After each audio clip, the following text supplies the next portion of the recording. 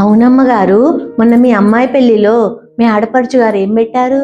ఆ తెచ్చిందిలే. నేను ఆమె కూతురు పెళ్లికి అందరికి బట్టలు బంగారం తీసుకొని పోయినా, కానీ ఆమె మా ఇద్దరికేమో బట్టలు తీసుకొచ్చింది, నా బిడ్డకేమో ఎండి పట్టెలు తీసుకొని వచ్చింది. ఆమె ఇచ్చిన పట్టెలు నా బిడ్డ పెట్టుకుంటుందా? నీ పిసినారు మొహంది. ఎలాంటి చీర తెచ్చింది తెలుసా? నాకు చూపిస్తావు నీకు.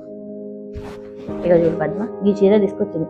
ఈ చీర నేను కట్టుకోవడం నువ్వు ఎప్పుడన్నా చూసినావు? ఇలాంటి చీరలు చెప్పు, రాని ఇంటికి ఎప్పుడన్నా చెప్తామా సంగతి.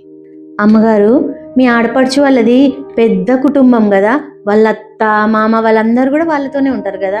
పాపం మీ ఆడపడుచు వాళ్ళ భర్త ఒక్కడే సంపాదిస్తే ఆ ఇంటి ఖర్చులు అన్నీ వెళ్ళాలి కదమ్మగారు. అయితే అమ్మగారు, నేను అంటున్నానని ఏమీ అనుకోకండి. మీ అమ్మాయి పెళ్లిలో మీ ఆడపడుచు పని మొత్తం తన మీద వేసుకొని చేసుకుంది. పెళ్లిలో నేను వంట పని ఒక్కటే చూసుకున్నాను, కానీ మీ ఆడపడుచు బయట పని, మీ చుట్టాల పని ఇంత కూడా శ్రమ లేకుండా చేసుకుంది.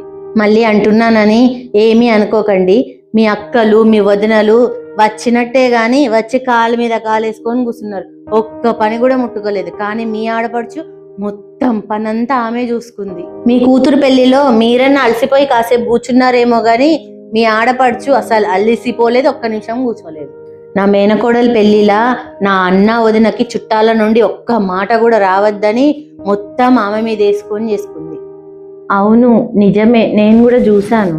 డబ్బుదేముందమ్మగారు, అయినా పాపం మీ ఆడపడుచు కుటుంబము మీ కుటుంబం కంటే పెద్దది, సంపాదనేమో మీ కుటుంబం కంటే తక్కువ.